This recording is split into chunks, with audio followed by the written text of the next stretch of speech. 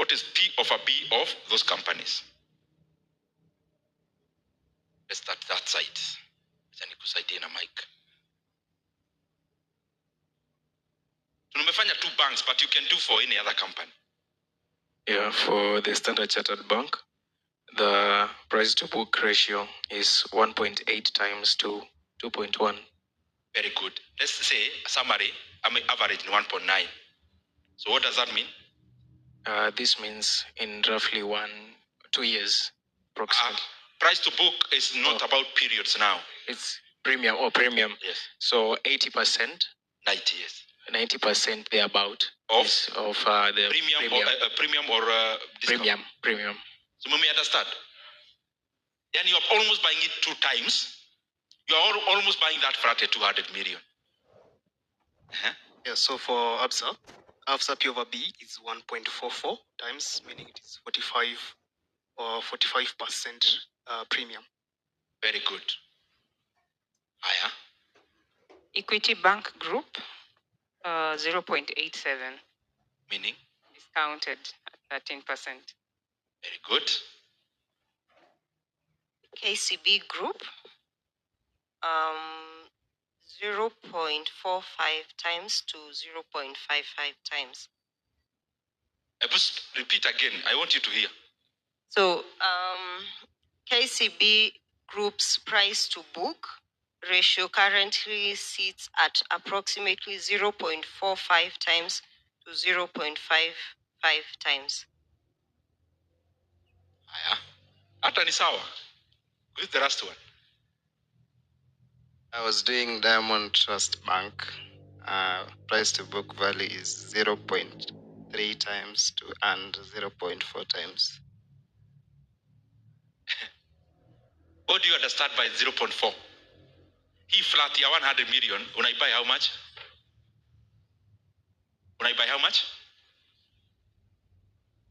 What you do with that information is up to you. Unaweza keti tuwapigia makofi.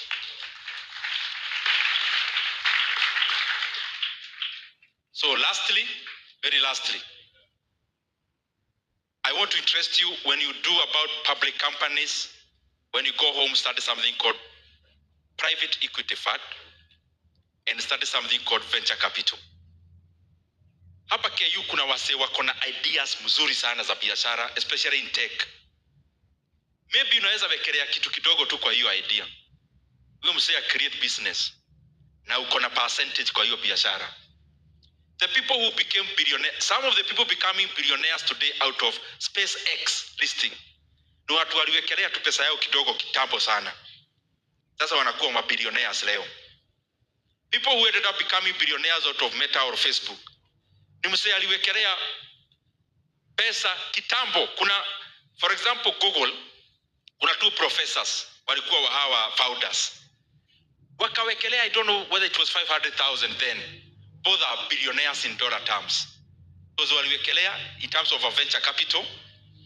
Company grew, and as it grows, your value also grows. Ladies and gentlemen, there are opportunities for people to make money.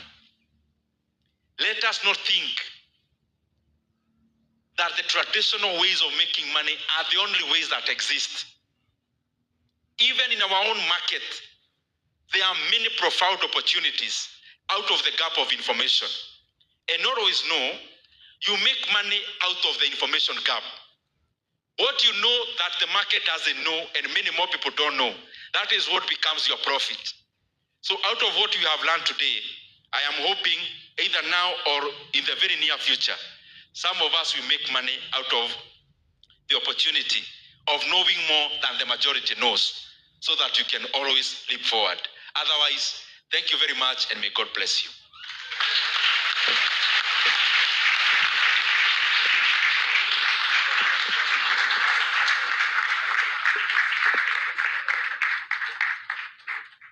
Thank you. May have your seats as we please bring the seats and Mheshimiwa, as we just where you left on a more practical front, so you've bought the shares, you have them. How do you the other seats coming? So So now you have the shares, you have 100, you have 500 shares. How do you practically make money? You own the company, but how does that money help you? Yeah. Thank you for that. Wacha tukae chini ikae TV.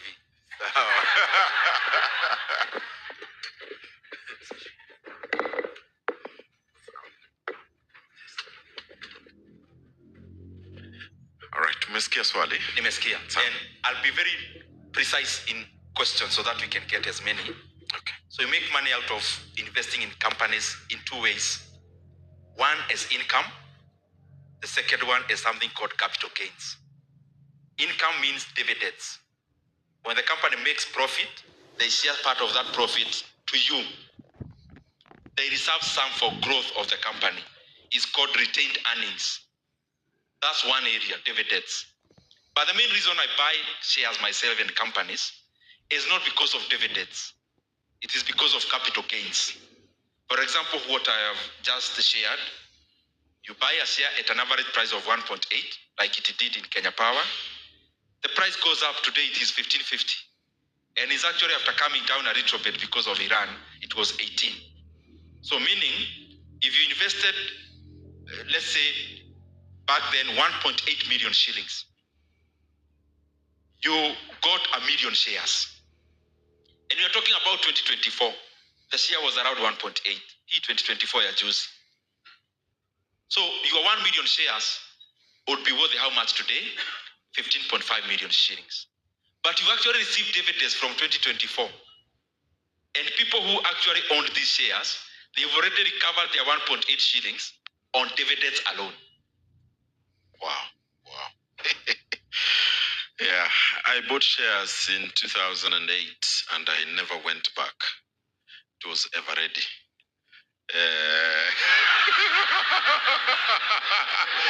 Sahi nikisikia unaongea naona kama nilikuwa mjinga sana. Lakini I learned my lessons. Yeah, now that you are who you are today, Mheshimiwa, what can you share with us regarding your childhood that has contributed to your childhood or growing up, contributed to your current entrepreneurship choices? Allow me to go back to Eveready a little bit. Okay. When you buy shares, as I was trying to say in my presentation, always do research. Never buy shares because others are buying. If, for example, you totally went deeper, even when you are filling the application form for Eveready, I'm sure you couldn't have done it if you checked on the things that we have learned today. The reason why I've talked about a few companies here is because you should zoom into what has value. Out of the many companies listed, the reason you zero into some is because you have fundamentally researched. So that's why I hear some people bought Mumias, others bought Eveready. It was not a very good experience. And I hope we can apply what we keep on learning every day, including today, to make better choices when you are buying shares. Companies really, because always view like you are buying a company. Ask yourself, if Merari was selling you the Eveready company, forget about shares, would you have bought the company? If he was selling you the company, ya kutengeneza mawe ya torch, when electricity was becoming the norm, would you have bought the company? So when you buy the shares of that company, why do we want different results? I am going to the question. I mean, like all of us here, and I am glad that this is a place I know very well out of having been from KU. More or less, we are the same, majority of us in this hall. Maybe some of you are much better than us in terms of where we came from. So part of the reason why I had two goals, as I talked about, looking for money, and if possible also, getting into a position of leadership. On money side, it was running away from poverty. No one who grows in a mud house want not to run as fast as possible from there. Secondly, is about, we could look at people around and We want that kind of life. So chasing after that, running away from poverty, but also chasing a better life out of the experiences then. Because me, I'm those kind of people who hapa KU, where umepita high school, ulipita ukapata B+. So wewe jua vile utafika campus. Jua vile utalipa first sem fees. Na ujue vile utasoma. So me from niingie KU, nililipa fee yangu yote. Hata ya kuingia before help. Wenye help uchelewa. Vibarua, nini na all that. And even before that, nikiwa high school, holiday nachoma makaa huko kwetu Shags. Holiday zingine nilikuwa nauza motuba hapa Thika to raise school fees. So hiyo kitu lazima sasa ujaribu kukipia hiyo kiasi. So that you move to a better, safer ground. And it has also shaped now the decisions that I make in terms of investing. But the fundamental thing that happened, ilifanyika nikiwa first year hapa KU. Nikitafuta internship, nikajipata kwa former MP. Nilikuwa naenda huko kumtoanisha. Yani kumuonyesha mimi vijana wote wako nyuma yangu, kama unataka kura za Kiharu, ukae karibu na mimi. So unajua makomrades venye mnacheza hiyo game. So mimi nilienda ofisi yake nimebeba kabahasha ya CV. Because all the time kama sisi makomrades hiyo time, tulikuwa na CV mtu anabeba everywhere. So kuenda kumuona alikuwa meeting. Secretary akaniambia niwache CV. Na mimi siko naenda kutafuta job. As it would have it, akafikiria nilikuwa nataka job, akanipigia simu later. Kijana unataka kazi? Of course. Ilikuwa long vacation nikiwa campus first year. I started working in a stockbroking company since that day. So history yote ya shares, hata nikifungulia kina Cyrus CDS account KU, nilisoma kwa Kenya Karaoke who was our former MP. So that also has been great, both on investment front, but also in politics. He was our former MP. I went for pupillage in terms of stockbroking in his farm. I do stockbroking today, and I'm MP. Those two things are not coincidences.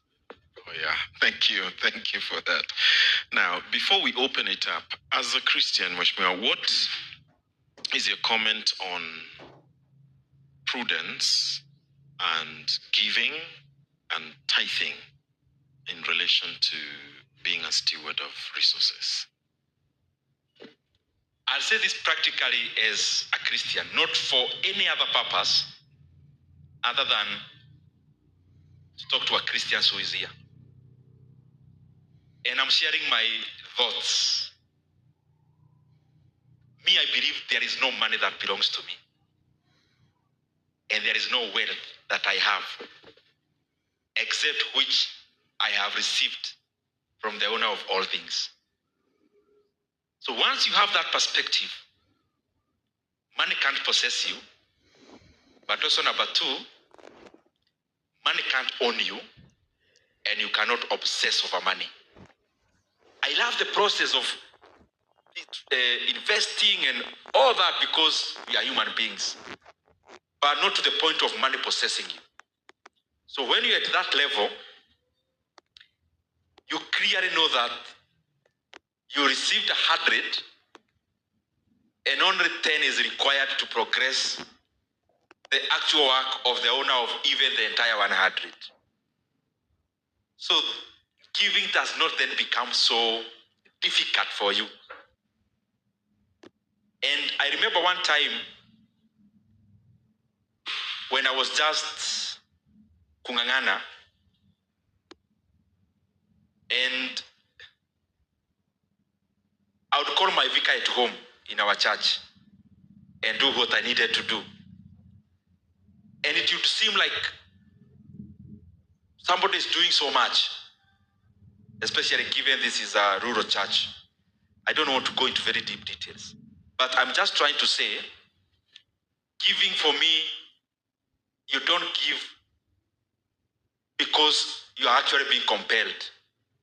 You give by knowing that all you have is actually not yours. And you've become so much gum. Umepewa pesa, umepewa maji ufikishie watu pale. but mikono yako inameza maji yote. Unaweza kosa kupewa hiyo kazi ya kupeleka hiyo maji. I hope you get what I mean. So when you know that this business for me is doing so good, it's not because I'm so special, it's a blessing, then you become very humble and you freely can release as much as the owner would want you to release. Wow, thank you. Is there anyone with a question? So let's do this, okay? Let's have you stand up. So if you have a question, stand up, so that we know how many. All right. Check 1, 2. Okay, good. So let's do. I think we ask all of them, and then good. Okay. So all right, please go ahead, sir. 3. So let's do you, and then her, and then we'll come to you. All right. 3. Great. Proceed. All right. Thank you for the opportunity. Thank you, Mheshimiwa, for the session. I always enjoy watching your videos. My name is Samuel Kagwe. I am the CEO of buybiashara.com. It's in the space of mergers and acquisitions. And you are a big advocate of investing in public markets. But as per my understanding, most of this wealth that we're talking about, as you have hinted, kidogo, is made when you invest before these companies go public. And then the most wealth is usually unlocked when you actually sell the business. The wealth is not so much through profits, but when you exit the company. But now in our market, this is not a very common phenomenon. I would want to hear your thoughts. What would it take to make secondary markets a major thing, to give it the right structure? That is the thing we are attempting with Buy Biashara, but I'd appreciate your insight on that. Great. Thank you very much, sir. What's your name?